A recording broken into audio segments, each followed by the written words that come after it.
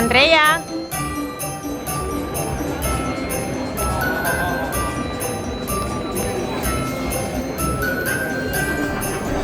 Alo! Cum a fost? Ți-a plăcut? Ți-a înghețat mâinile? Dar nu e chiar așa. Îți mai place? Totuși îți mai place? Navi! Alo!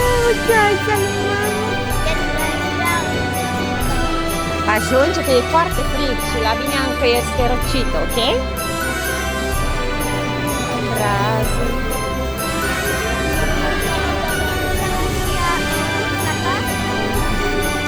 Denisa trebuie să ia și...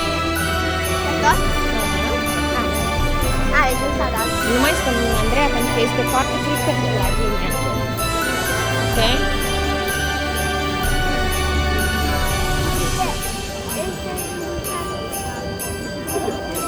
Hai, du-te aia, Denisa. Du-te că stau aici. Du-te cu Denisa.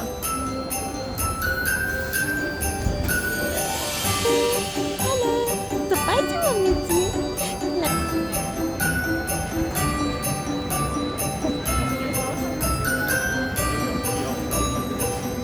Da, ce frumos că e aici. Foarte frumos.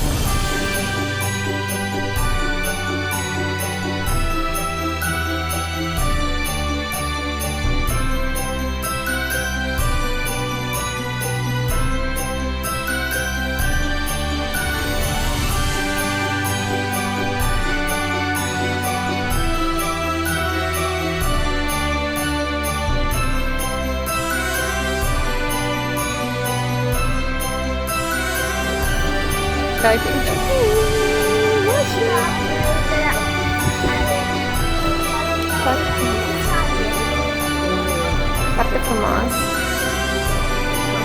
Târgul de Crăciun.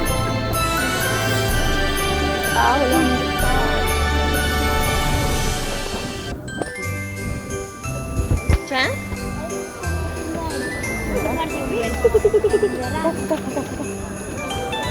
Da, e super ideea, eu ce mișto e de acolo. Gata? Ia! Wow, ce bine arată! Ce-l dic?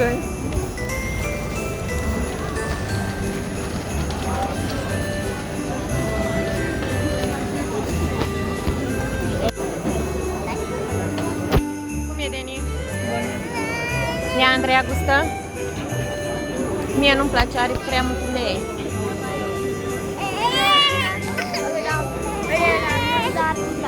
Da? Tu, Deni?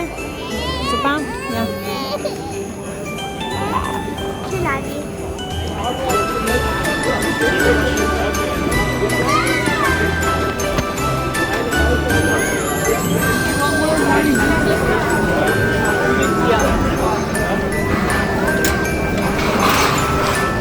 Aici fac castane. Fapte.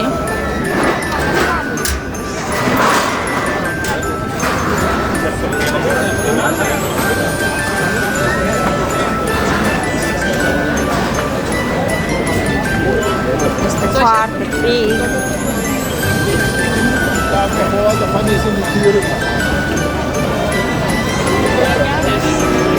Alles abschließen.